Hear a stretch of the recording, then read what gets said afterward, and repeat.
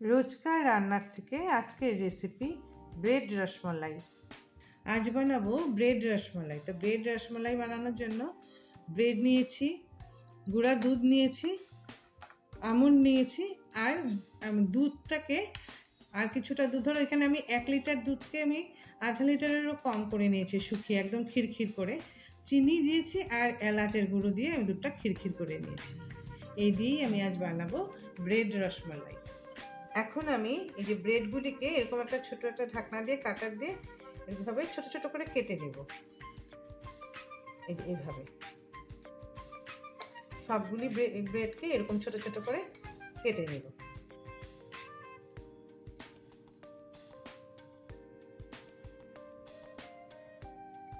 এইভাবে তো আমি এইভাবে সবগুলি কেটে নিই। আমি সামান্য ক্ষীর বানাবো, তার জন্য আরও গরম কড়াইতে আধা কাপের মতন দুধ দিয়ে দিলাম। যেহেতু কড়াইটা গরম, তো এর জন্য আমি এখনই গুঁড়া দুধটা দিয়ে দিতে পারবো। গ্যাসটা বাড়িয়ে দিলাম।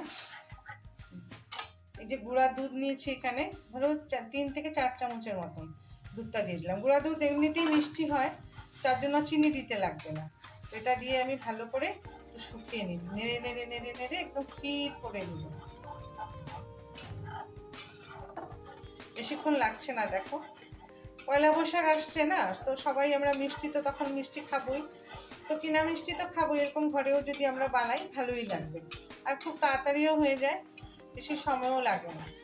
তো এইভাবে আমি একটু ক্ষীরটা করে নিই, একদম যখন ক্ষীর হবে, হয়েই গেছে প্রায়, কারণ দুধটা আমি কম দিয়েছি, লিকুইড দুধটা, আর এটা গুঁড়া দুধটা একটু বেশি দিয়েছি, তো হয়েই গেছে। দেখো এরকম করলে কড়াইটা দেখা যাচ্ছে, তার মানে হয়েই গেছে প্রায়। তো এখন আমি গ্যাসটা অফ করে দিব। এই যে ক্ষীরটা ঠান্ডা হওয়ার পরে এই এমন ঘন ঘন ক্ষীর হয়েছে। তো এখন আমি ব্রেড, এই যে একটা ব্রেডের করে এরকম ক্ষীরটা লাগিয়ে পুরো ভর্তি করে দিব, দিয়ে তারপর আরেকটা ব্রেড দিয়ে এইভাবে চাপা দিয়ে দেব। এইভাবে আমি সবগুলি ব্রেডেই এরকম করে ক্ষীর দিয়ে মাঝখানে আর একটা ব্রেড দিয়ে এইভাবে চাপা দিয়ে দিয়ে রাখবো। তো আমি এইভাবে সবগুলি করে নিই। এখন এইগুলি আমি সবগুলি বানিয়ে নিয়েছি।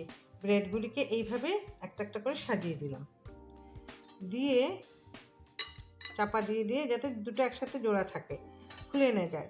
আর এই দুধটা এখন আমি দিয়ে দিব। তো এই দুধটা যে বানিয়ে শুকিয়ে রেখেছি খিরখির করে, আমি আগে এর জন্য করেছি, কারণ কি গরম গরম করলে না ভালো লাগে না, একটু আগে করে ঠান্ডা করে নিয়ে দিতে হয়।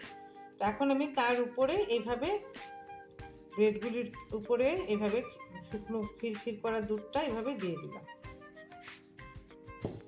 দিয়ে এভাবে সুন্দর করে ভিজে, মানে যতটা ভিজবে ততই ভালো লাগবে খেতে। তো এইভাবে আমি সবটা ব্রেড এইভাবে এরকম ভেজানোই থাকবে, তবে ভালো লাগবে। আর উপরে একটু আমি এই যে আমন্ড নিয়েছিলাম, আমন্ড একটু একটু দিয়ে দেবো, বা কেউ পেস্তা থাকলে পেস্তা বাদামও দিতে পারে। এবার এটা জাস্ট খেতে ভালো লাগবে গার্নিশিংয়ের জন্য, এত স্বাদ হয় খেতে। আমি আগে করে একবার করেছিলাম, ভালো লেগেছিল, তাই ভাবলাম একটু করি। তো এই আমার হয়ে গেল ব্রেড রসমালাই।